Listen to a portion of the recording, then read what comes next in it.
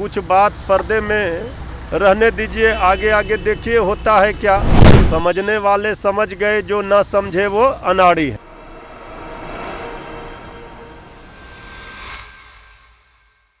नमस्कार, स्वागत है आपका डीटीवी भारत में और मैं हूं आपके साथ सृष्टि श्रीवास्तव।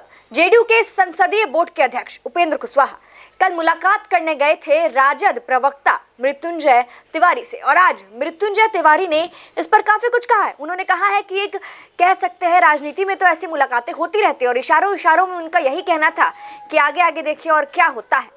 उन्होंने साफ तौर पर कह दिया कि हर बात अभी नहीं बता सकते, कुछ बात पर्दे के पीछे रहने दीजिए। और ये भी कहा कि समझने वाले समझ जाते हैं, जिसे नहीं समझ में आता उसे भी समझ में आ जाएगा। इस तरीके से उन्होंने काफी कुछ कहा है। साथ साथ एनडीए सरकार को भी अपने घेरे में लिया है, उन पर बाण चलाया है, हम ऐसे कह सकते हैं। जातीय जनगणना के मुद्दे पर काफी कुछ कहा है।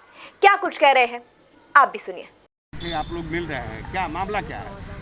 नहीं, देखिए, मिलने का जुलने का तो राजनीति में लगा रहता है और ये मुलाकात हमने कल ही कह दिया था, ये निजी मुलाकात। लेकिन जब दो राजनीतिक दल के नेता एक साथ मिलेंगे तो राजनीतिक बातें भी होंगी, लेकिन वैसे कोई इसमें राजनीति के चश्मे से नहीं देखा जाना चाहिए ये इस मुलाकात को। लेकिन एक बात तो है कि माननीय उपेंद्र कुशवाहा जी लगातार जातीय जनगणना हो, विशेष राज्य का दर्जा हो, इस मुद्दे पर अपना स्टैंड क्लियर कर रहे हैं और स्पष्ट रूप से वो बीजेपी पर हमलावर भी है। तो उपेंद्र कुशवाहा जी को तो इसके लिए साधुवाद धन्यवाद बनता ही है। अब रही बात कि कौन आएगा कौन नहीं आएगा, कौन जाएगा, ये सब राजनीति में चलते रहता है। समझने वाले समझ गए, जो ना समझे वो अनाड़ी हैं। तो कुछ बात पर्दे में रहने दीजिए, आगे आगे देखिए होता है क्या। अब सब चीज़ तो एक ही बार नहीं बोल दिया जाएगा, लेकिन इतना तय है कि बिहार की 12 करोड़ जनता के मांग को तेजस्वी यादव जी चट्टान की तरह उस पर अडिग हैं और चाहे विशेष राज्य का दर्जा हो, जातीय जनगणना हो, इसको लेकर के कोई कंप्रोमाइज का सवाल नहीं, किसी को कोई कन्फ्यूजन नहीं रहना चाहिए।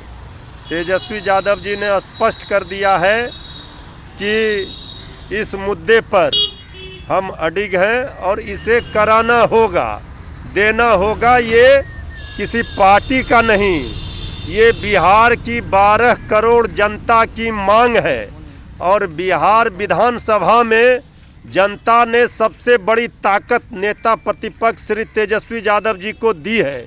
सबसे बड़े दल के रूप में राष्ट्रीय जनता दल है। तो बहुत सारे दलों के नेता भी तेजस्वी यादव जी की मांग से सहमत है। बिहार की भलाई अगर जिसको चाहिए वो सब लोग साथ आएंगे, दूसरे दल के नेता विधायक भी आएंगे। 165 दिन करने के लिए तैयार रहते हैं। खरमास में भी चाहेंगे तो खेला कर सकते हैं, लेकिन जनता की भलाई हमारे नेता तेजस्वी यादव जी की प्राथमिकता है। तो बिहार की जनता के मुद्दे पर बिहार के को वाजिब हक दिलाने के लिए, बिहार के हित के लिए कुछ भी करेंगे। और वैसे भी लोहिया जी ने कहा है, जिंदा कौम 5 वर्षों तक इंतजार नहीं करता। जो जागरूक राजनीतिक दल होते हैं, अरे जिस खेला की बात आप लोग कर रहे हैं, जो लोग सोच रहे हैं, खेला तो विधानसभा में जनता ने कर दिया। सबसे बड़े दल के रूप में तेजस्वी यादव जी को जनादेश दिया, लेकिन जिसने उल्टा खेला खेला, जनादेश का अपहरण किया, जनादेश के साथ अपमान किया, उसको तो उसी खेला करके जवाब दिया जाएगा।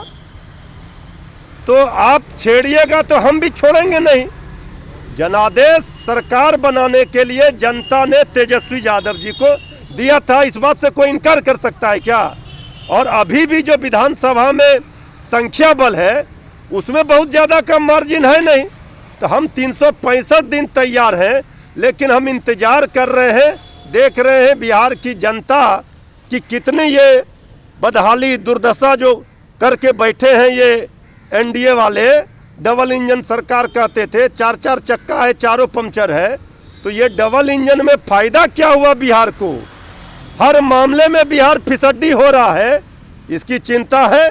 तो हम एक जिम्मेवार विपक्ष होने के नाते, जागरूक विपक्ष के नेता के रूप में तेजस्वी यादव जी सजग हैं, और जो सच्ची आवाज को रोकेगा वो दीवार गिरेगी।